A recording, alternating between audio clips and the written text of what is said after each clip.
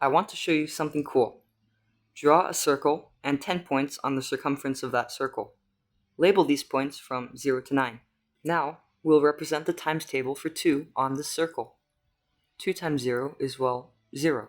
So we'll connect a line between 0 and itself. 2 times 1 is 2. So we'll connect a line between the points labeled 1 and 2. Now we move on to the point labeled 2. 2 times 2 is 4, so we connect a line between 2 and 4. Now we do the exact same thing with 3. 2 times 3 is 6, so we connect a line between 3 and 6. Can you guess where 4 will go? Well, 2 times 4 is 8, so we connect 4 with 8. But wait, 2 times 5 is 10, which is not labeled on our circle. This is not a problem. We could just wrap around, so 10 would be represented as 0. We can continue the exact same process with points 6, 7, 8, and 9. While that's playing, I should probably clarify what I meant by wrapping around the circle. If we ever have a number greater than or equal to 10, we can just take that number modulo 10, so 10 would go to 0, 11 would go to 1, 12 would go to 2, and 13 would go to 3. Now, after we've connected points 9 with 8, if you continued, you would realize that the connections would be the exact same as the ones we've drawn before. At the beginning, we chose only 10 points, but what if we chose 200 and added a cool coloring scheme to it? Notice how a heart-shaped curve is outlined inside the circle. That's pretty awesome. There's another cool fact too. If we had a light source at the end of the circle and watch all the light rays reflect inside the circle, we can also see the same structure appears again. Actually, these two facts are mathematically the same, and I'll prove it to you with the following argument. Consider a single light ray. It hits the circumference of the circle and gets reflected at the same angle it came in. The rays are symmetrical across the diameter.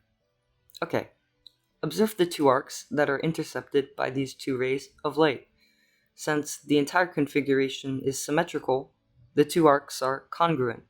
This means that the first point is n, and the second point is 2n. Now, let's prove why these beams of light create the heart-shaped curve, which is also called a cardioid. Consider a circle of radius 3a centered at a0. We also have n equally spaced points on its circumference labeled pk. In the intro, we had 10 points, and in the animation, we had 200. And consider the chord connecting p of theta and p of 2 theta. This chord has a slope of negative cotangent of 3 theta divided by 2. This can be shown with some trigonometry. We can show that the equation of the chord is x cos of 3 theta over 2 plus y sine 3 theta over 2 equals 4a cos cubed theta over 2. This just happens to be the equation of a tangent of a cardioid. So all the beams of light are just tangents to the cardioid. No wonder they outline the heart shape.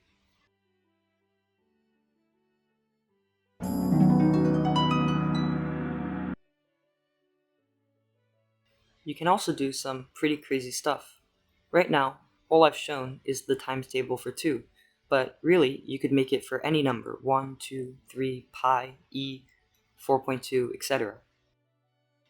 This animation shows the times table curves for values from 2 to 15.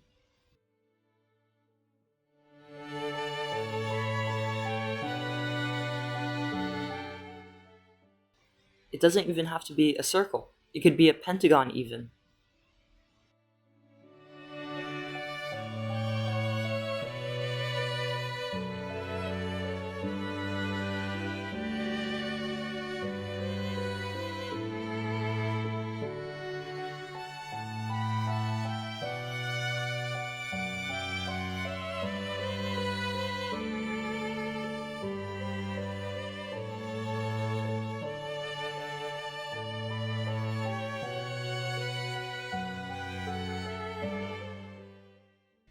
and that shape, the cardioid, appears everywhere, from the largest bulb of the Mandelbrot set to circle inversions of a parabola.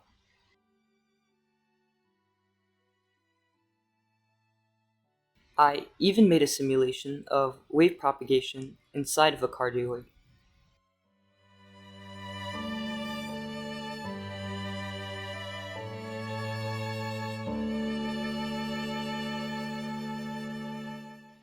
Thank you so much for watching this video, and if you want, I would highly appreciate you subscribing to the channel.